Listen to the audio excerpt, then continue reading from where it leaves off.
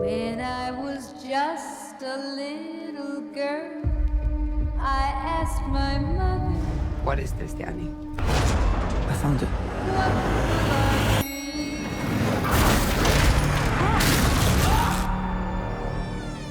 Will I be pretty?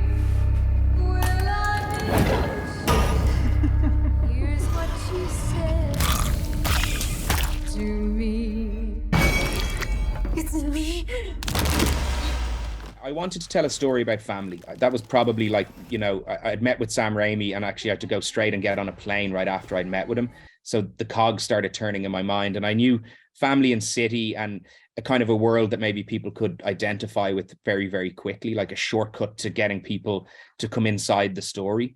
And then from there, I started to look at the construct of that family and then to look at some of the people in my own life. There's powerful women figures that exist in my world, and started to just think about things and then find a metaphor to set the evil against.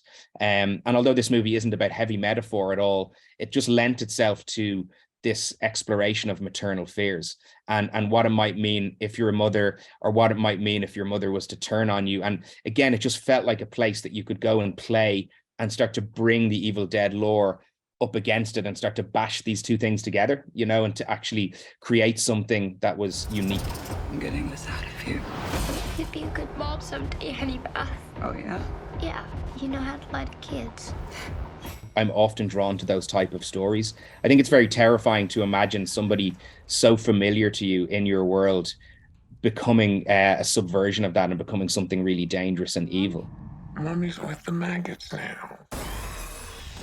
Lee is one of the only male directors that I feel like I haven't had to just sort of take and be like, hey, this is like sort of the female perspective on this. I never felt like I needed to explain anything like that to Lee.